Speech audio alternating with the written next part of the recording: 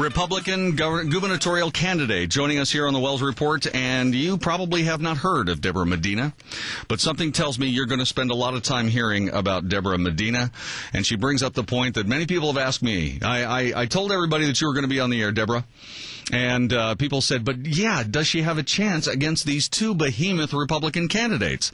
Governor Rick Perry, a sitting Republican governor, Senator Kay Bailey Hutchison.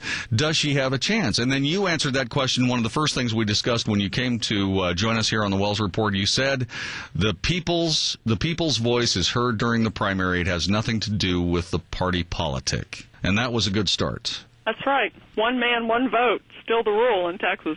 All right, let's get to a couple of other things. You talked earlier in our conversation about ballot initiatives, and you have several of them. One about life, one about spending, and one that's very important to the hearts of Texans, and that is property rights. Paul in Arlington, welcome to the Wells Report. What's your question on property taxes and rights? Well, I just wanted to find out what her idea was on it and how she was going to do it, because you can never own property in the state of Texas as long as you're paying property tax on it. Well, Paul, you're going to be happy to hear we're going to get rid of property taxes in Texas. Gone. Eliminated. I agree with you completely. You don't own property in Texas, and unless you own property and guns, you ain't free. So let's just fix that and quit compromising it away, quit talking about appraisal cap limits and that kind of thing. Let's get rid of property tax, and that's what we're going to do. What are you going to do to replace the revenue, if necessary, with property taxes gone? We're going to broaden the base of sales tax. A consumption tax is the fairest kind of tax. It allows everybody to participate and pay for those essential government services. And in Texas, if we broaden the base of our current sales tax, for example, right now, you don't pay sales tax when you get a haircut or when you get your nails done, or you pay sales tax at the dry cleaner but not at the coin-operated laundry. Broaden the base that we tax on and add property sales at the time of the sale. You pay property tax you pay sales tax on a manufactured home, you pay it on a car and a boat, but you don't pay it on most other property. If you tax property at the time of its sale, broaden the base, we can actually lower the state sales tax from 6.25 to 6.1 and generate dollar for dollar the same amount of dollars. But the best thing, JD and Paul, is that personal income in Texas goes up $3 billion the first year that you do that. $3 billion increase in personal income. We add 125 to 175,000 new jobs in Texas over the first 3 to 5 years. And those aren't my numbers. Those are numbers put out in a study that Dr. Art Laffer was one of the key investigators on. That study was released looking at tax reform in Texas. It was released last April. Solid work, and we're excited to be out here championing the elimination of property tax in Texas. Okay, when you say you're eliminating the property taxes, you are adding essentially a pretty serious eye-watering tax when someone buys a house. What would the sales tax be on a $200,000 home?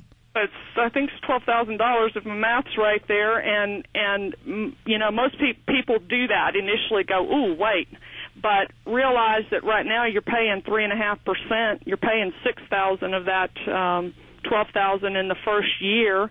You're escrowing a lot of that up front already, and from this day forward, okay, maybe you do have to save a little bit more to be able to get into that house, but from this day forward, you get to buy more house, because now that $1,500 or $2,000 a month payment goes to all principal and interest. You don't have to have a 3 or 4% set aside for escrowing property taxes. So when you back up away from that a little bit and think about it, the long-term benefit for the real estate industry is tremendous in Texas. It's great for homeowners. You own that house. You never pay another dime's tax on it once you purchase it, and you get more house for your money. We are speaking with Debra Medina on the TexasLending.com hotline. She's a Republican gubernatorial candidate, and not Kay Bailey Hutchison, not Rick Perry, but a Republican. And will she be embraced by the Republican Party?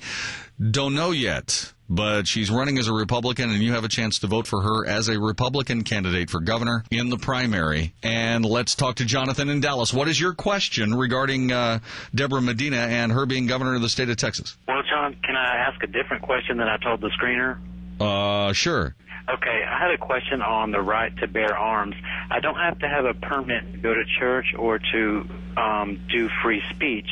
do you support open carry in the state of Texas so I could defend myself? Yeah, there's something about shall not be infringed that I think for some reason we have a hard time understanding. Yes, I support open carry. Yeah, open carry anywhere you want to go? Anywhere you want to go. All right. Let's talk to Fred in Euless. Welcome to the Wells Report here on Talk Radio 570 KLIF. What would you do as far as nationally, what would you propose to this new administration to change the direction that we're going? Well, we talked about that a little bit ago as we look at state sovereignty. The thing that the founders gave us, the means that the founders gave us to defend ourselves as states against an overreaching federal government are predominantly nullification and interposition.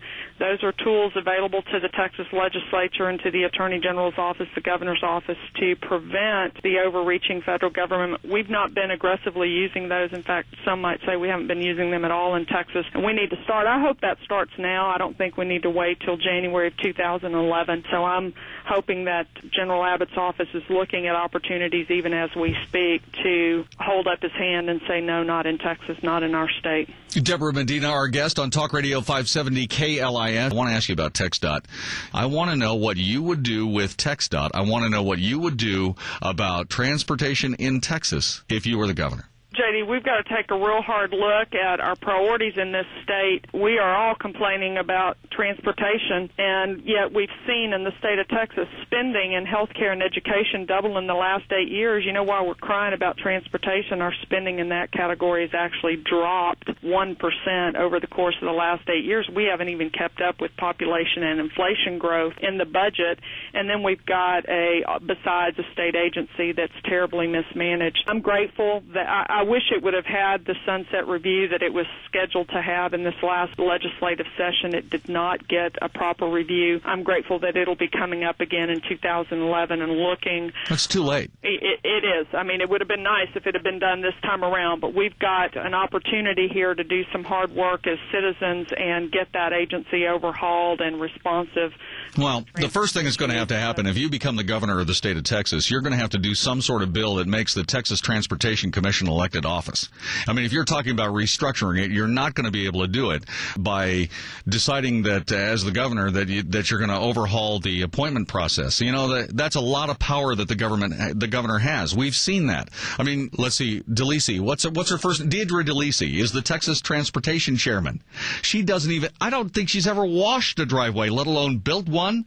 And yet she's running the biggest transportation department, probably arguably anywhere except California. And a quid pro quo, huh? Yeah, what for? She was a former chief of staff of the governor. Right. So you're going to have to be the governor that says, okay, we're going to give up, and the governor is not a very strong office, let's face it. It's got great powers to appoint, but you're going to be giving away some of that power. Is that something you're actually going to do, Debra? Yeah, I certainly want to see administrative agencies run in the most efficient way. I think that there are arguments, and I know that was one that was talked about, should we elect TxDOT officials? If you go there, then do we say the same thing for Texas Department of Health and Texas Department of Criminal Justice? If it's as badly run as TxDOT, yes. And you may be right. That may be a discussion we need to have and look at. We want to have efficient government, and I think we've got some real problems when you begin to look at the Texas budget. So I can paint with pretty broad brushstrokes now, TxDOT, and say, no TTC, strengthen eminent domain regulations so that we're not taking private property for public good. We're only taking it for public use. No tolling of existing roadways. We can do those broad things. I'm not sure yet that we're ready to talk about specific measures, but I will tell you this, JD, we're working hard studying these issues and trying to inject more than just polarizing political rhetoric at it, actually have substantive plans. I've known Terry Hall and worked with her at Texas Turf in the San Antonio area. David and Linda Stahl have been leaders in the Corridor Watch movement around Texas. A lot of that happened in our part of the state, and of course, as 35 came up to North Texas. So I know that there's a tremendous coalition of people who have spent a lot of time studying TxDOT, and we need to confer with them and make sure that we've got some solid plans. As I said, I'm sorry that the sunset review wasn't completed this year as it should have been, but a little bit encouraged that we've got an opportunity to make some substantive changes in 2011.